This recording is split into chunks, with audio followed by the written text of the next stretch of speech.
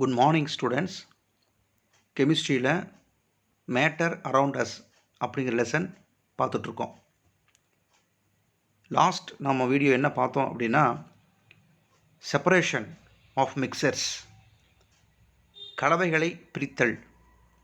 Mixtures அப்படின்னா நிறைய பேர் கலந்துருக்கக்கூடியது, மெட்டீரியல்ஸ் கலந்துருக்கக்கூடியது. அதை எப்படி நம்ம செப்பரேட் பண்ணுறக்கூடிய மெத்தட்ஸ் என்ன, செப்பரேஷனுங்கிறது அவசியமா அப்படிங்கிறது நம்ம ஒரு கொஷினாக கூட பார்த்தோம்.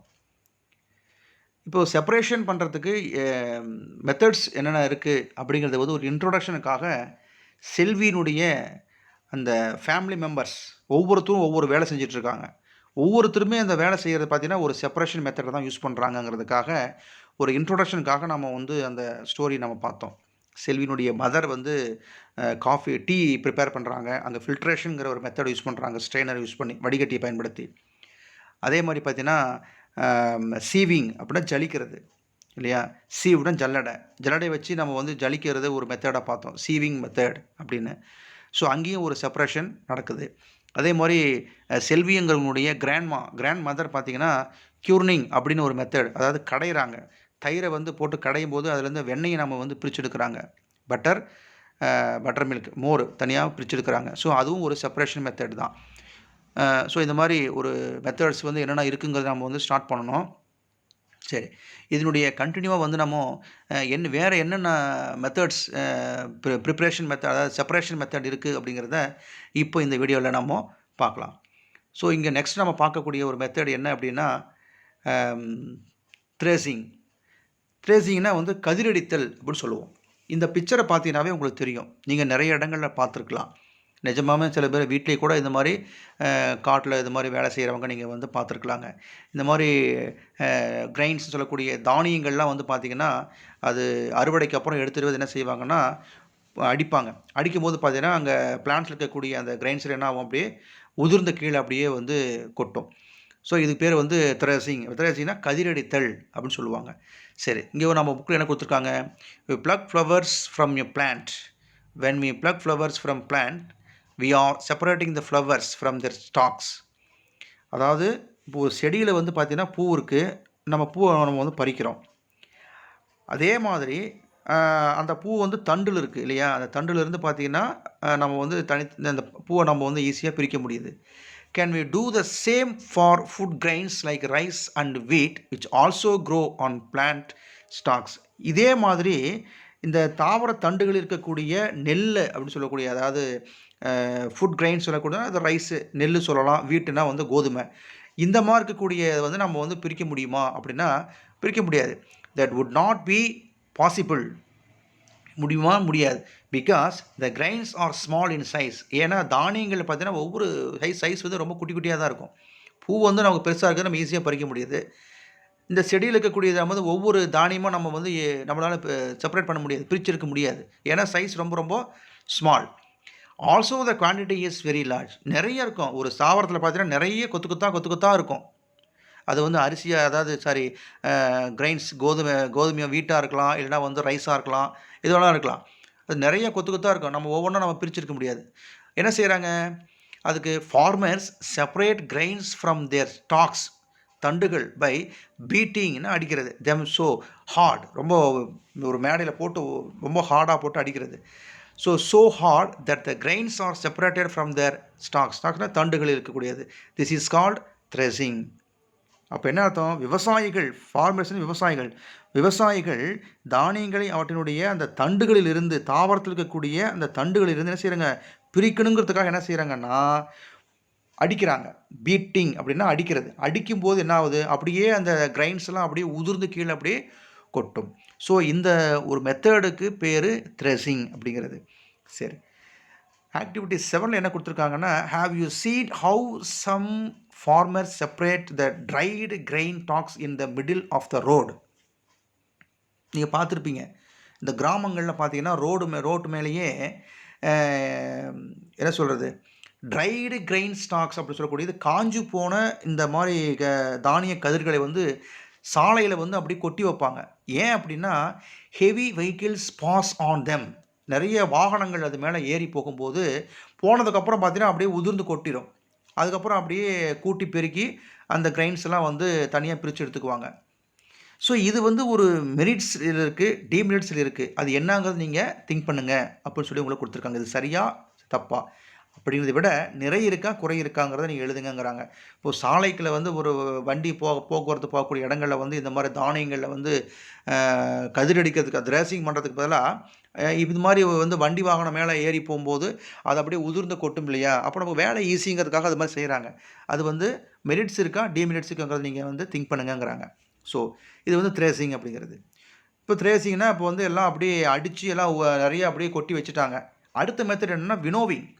இந்த வினோவிங் அப்படிங்கிறது என்னங்கிறத உங்களுக்கு சொல்லிடுறேன்.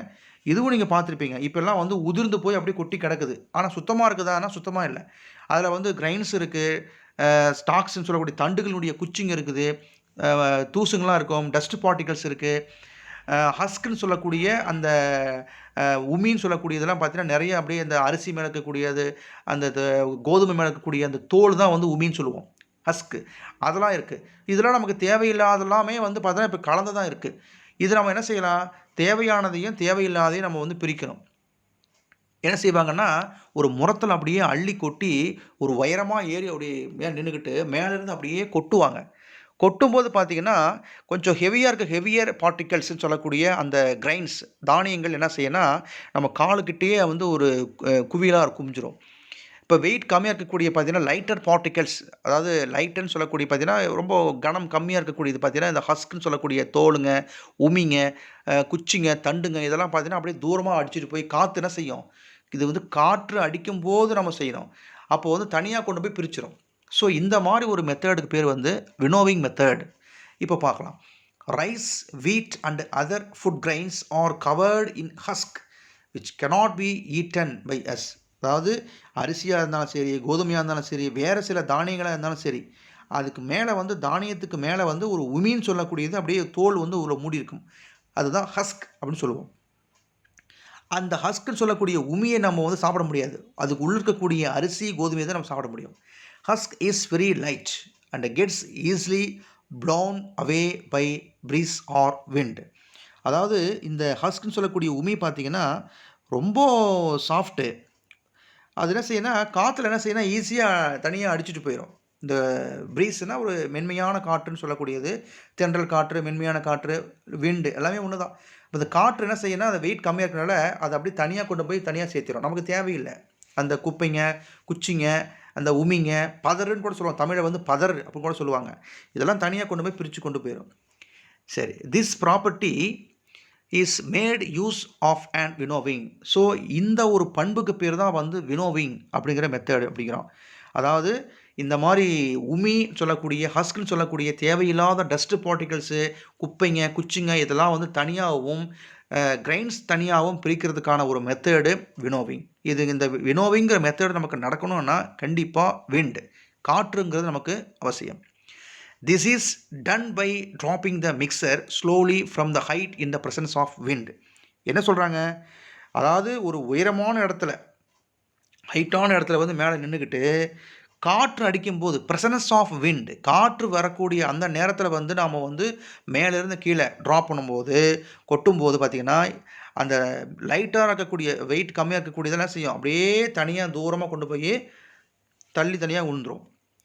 ஸோ லைட்டர் சாலிட்லாம் அந்த ஹஸ்க்குன்னு சொல்லக்கூடியது தான். That is husks will be carried by wind and will be collected in the separate ஹீப்னா வந்து குவியலாக இருக்கும், மலை மாதிரி அப்படியே குவியும். While heavier solids that is grain, heavier சாலிட்னா தானியங்கள் சொல்கிறாங்க, கிரைன் சொல்கிறாங்க, வில் ஃபால் க்ளோசர், அதாவது கிட்டையே அந்த கொட்டுறாங்க இல்லையா அவங்க கிட்டேயே வந்து நமக்கு ஃபார்ம் த செப்பரேட் ஹீப், அங்கே வந்து ஒரு குவியலாக இருக்கும். அப்போது அந்த மேலேருந்து கொட்டுறாங்க இல்லையா அவங்க பக்கத்துலேயே பார்த்தீங்கன்னா கனமாக இருக்கக்கூடிய அந்த கிரைன் சொல்லக்கூடியது பக்கத்துலேயே ஒரு குவியலாக குவியும்.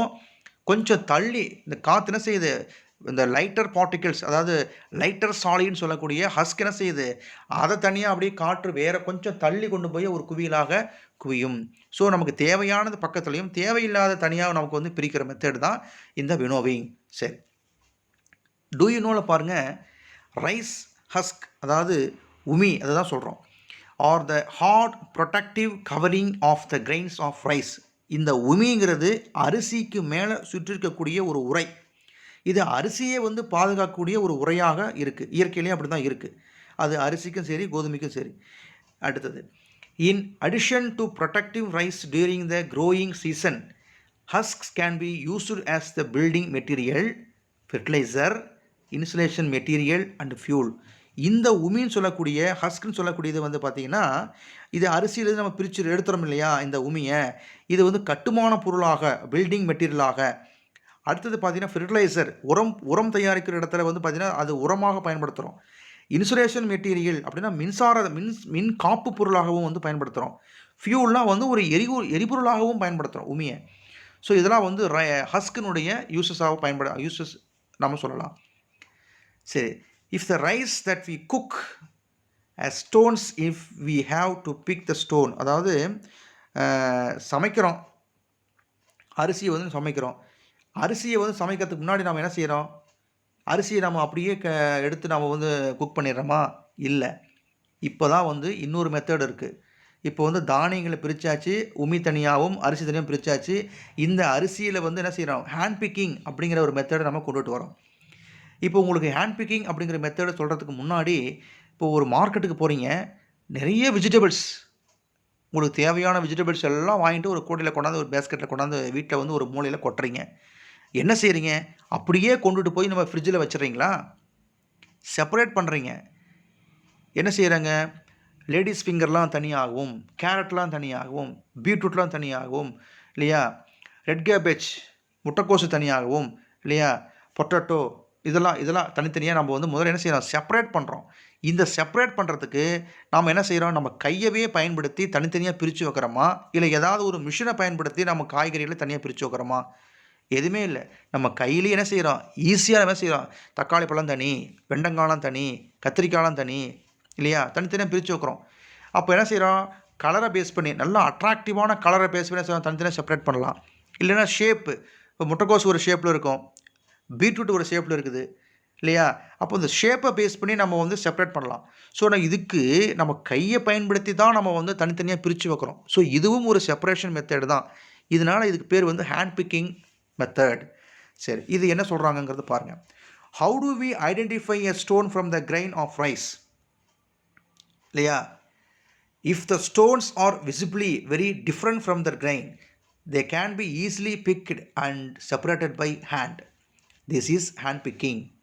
அரிசியில் வந்து பார்த்திங்கன்னா இன்றைக்கி வந்து சுத்தமான அரிசி கிடைக்குது. அப்போல்லாம் அரிசியில் வந்து பார்த்திங்கன்னா நிறைய ஸ்டோன்ஸ் இருக்கும், கல்லுக்கெல்லாம் நிறைய கல் இருக்கும். அப்புறம் பிளாக் ரைஸ்ன்னு சொல்லுவாங்க, அப்படி கருப்பு கருப்பான அரிசிலாம் இருக்கும், குச்சிங்களாம் இருக்கும். அப்போ அரிசி என்ன செய்கிற, முதல்ல ஒரு முறத்தில் கொட்டி கல்லெல்லாம் வந்து பொறுக்கி எடுப்பாங்க. கைகளாலேயே கற்களை வந்து பொறுக்கி ஸ்டோன்ஸ்லாம் எடுத்து தூக்கி போடுவாங்க, சுத்தம் பண்ணுவாங்க. இந்த அரிசியை வந்து சுத்தம் பண்ணுறதுக்கு தான் கல்லெல்லாம் எடுத்து பொறுக்கி போடுறது, தேவையில்லாத குப்பைங்கள்லாம் தூக்கி பொறுக்கி போடுறது, இல்லையா? இதுக்கு வந்து நம்ம கைகளை ஹேண்ட் யூஸ் பண்ணி செப்பரேட் பண்ணக்கூடிய ஒரு method hand picking method. Very simple. சரி, but if the stones look very similar to the rice grains, it is difficult to separate. அரிசி மாதிரியே கல் இருந்துச்சுன்னா நம்ம பிரிக்கிறது கஷ்டம். கல் வந்து அதனுடைய ஷேப்பில் அதனுடைய கலர்லேயும் டிஃப்ரெண்ட்டாக இருந்துச்சுன்னா நம்ம ஈஸியாக கல்லை தூக்கி பொறுக்கி போட்டுடலாம். ஸோ இது மாதிரி ஹேண்டை யூஸ் பண்ணி நமக்கு தேவையானதையும் தேவையில்லாதையும் நம்ம வந்து செப்பரேட் பண்ணக்கூடிய ஒரு method hand picking method. So last method பார்த்திங்கன்னா மேக்னெட்டிக் செப்பரேஷன். மேக்னெட்டிக் செப்பரேஷன், நம்ம செல்வியினுடைய தம்பி வந்து பார்த்திங்கன்னா மேக்னெட்டை யூஸ் பண்ணி மணலில் போட்டு உருட்டி விளையாடிட்டு இருக்காங்க சொல்லி நம்ம முன்னாடி பார்த்தோம், ஃப்ரெண்டை கூட கூட்டிகிட்டு போய். அப்போ மேக்னெட் அப்படிங்கிறது வந்து நாமளே விளையாடிருப்போம். மணலில் வந்து மேக்னெட்டை போட்டு உருட்டி அதில் இருக்கக்கூடிய இதெல்லாம் பார்த்தோன்னா அயன் பார்ட்டிகல்ஸ்லாம் அந்த மேக்னெட்டில் ஒட்டியிருக்கும், அதாவது மணல்லேருந்து நிறைய கலந்துருக்கும். அதை நம்ம பிரிச்சுட்டு ஒரு பேப்பரில் கொட்டிட்டு நம்ம ஒரு விளையாட்டு விளையாடிட்டு இருப்போம். இங்கே என்ன சொல்கிறாங்கன்னா, இந்த மேக்னெட் அப்படிங்கிறத யூஸ் பண்ணி ஒரு மிக்சரில் அயன் இம்ப்யூரிட்டிஸ், அதாவது அயன் பார்ட்டிகல்ஸ் வந்து இருந்தால், ஒரு மிக்சரில் அயன் பார்ட்டிகல்ஸ் இருந்தால் நம்ம மேக்னெட்டை யூஸ் பண்ணி என்ன செய்யலாம்? ஈஸியாக செப்பரேட் பண்ணலாம். அப்படிங்கிறது தான் இந்த மேக்னெட்டிக் செப்பரேஷன். இங்கே பாருங்கள் என்ன கொடுத்துருக்காங்க. In a mixture containing iron, the magnetic property of iron can be used to separate it from the non magnetic substances by using a magnet. அதாவது ஒரு மிக்சரில் நான் மேக்னெட்டிக் சப்ஸ்டன்ஸ் இருக்குது, அதே மாதிரி மேக்னெட்டால் அட்ராக்ட் பண்ணக்கூடிய அயனும் இருக்குது. அப்போது இதிலேருந்து நமக்கு வந்து மேக்னெட்டை யூஸ் பண்ணி எது நம்ம அட்ராக்ட் பண்ணோம் காந்தத்தை, அயன் பார்ட்டிகல்ஸ் அதை வந்து அட்ராக்ட் பண்ணிடுச்சுன்னா ஈஸியாக என்ன செய்யும், பிரிச்சிடலாம். Substances that are attracted to a magnet are called magnetic. Separating solids using a magnet is called magnetic separation. காந்தத்தால் கவரக்கூடிய பொருள்கள் கலந்திருந்தால் காந்தத்தை பயன்படுத்தி தனித்தனியாக பிரித்தெடுக்க முடியும். ஒரு அரிசியில் வந்து காந்தம் கலந்துருக்கு, அதாவது காந்த துகள்கள் அயன் பார்ட்டிகல்ஸ் கலந்துருக்குது. மேக்னெட்டை யூஸ் பண்ணி ஒரு இது கொண்டு போனோம்னா அந்த அயன் பார்ட்டிகல்ஸ் பூரா அட்ராக்ட் பண்ணிக்கும். ஸோ நமக்கு ரைஸ் தனியாக நமக்கு ஈஸியாக பிரித்து எடுத்துடலாம். ஸோ மேக்னெட்டை யூஸ் பண்ணி ஒரு மிக்சரில் அயன் பார்ட்டிகல்ஸ் நம்ம பிரித்திருக்கக்கூடிய ஒரு செப்பரேட் பண்ணக்கூடிய ஒரு மெத்தடுக்கு பேர் மேக்னெட்டிக் செப்பரேஷன். இப்போ நீங்கள் பார்த்து இந்த magnetic separation, hand picking separation, winnowing separation, threshing சொல்லக்கூடியது, க்யூர்னிங் சொல்லக்கூடியது இல்லையா, இது எல்லாமே பார்த்தீங்கன்னா மிக்சர் ஆஃப் சாலிட்ஸ். இங்கே கலந்துருக்கக்கூடிய கலவைகள் எல்லாமே பார்த்தீங்கன்னா சாலிடாக இருக்குது. ஒரு திண்ம கலவைகள் சொல்லக்கூடியது மிக்சர் ஆஃப் சாலிட்ஸ். இந்த சாலிட்ஸ் இருக்கக்கூடிய நம்ம பிரிக்கக்கூடிய மெத்தட் தான் வந்து வினோவிங், த்ரேசிங் இல்லையா, ஹேண்ட் பிக்கிங்கு, இது எல்லாமே சாலிடாக இருக்கும். இங்கே இருக்கக்கூடிய மிக்சர்ஸ் எல்லாமே பார்த்தீங்கன்னா சாலிட்ஸ். ஸோ இந்த மாதிரி மெத்தட்ஸ் இருக்குது. இப்போ உங்களுக்கு 2 மார்க் கொஷனில் பார்த்தீங்கன்னா த்ரேசிங் அப்படின்னா வாட் இஸ் த்ரேசிங் அப்படின்னா எங்கேருந்து சார் எழுதலாம் அப்படின்னா கீழேருந்து பார்த்தீங்கன்னா ஃபார்மர்ஸ்னு ஆரம்பிக்க பாருங்கள். இந்த ஃபார்மர்ஸ் செப்பரேட் கிரெயின்ஸ் அங்கேருந்து நீங்கள் ஸ்டார்ட் பண்ணிக்கோங்க. இது ஒரு 2 மார்க் கொஷின்.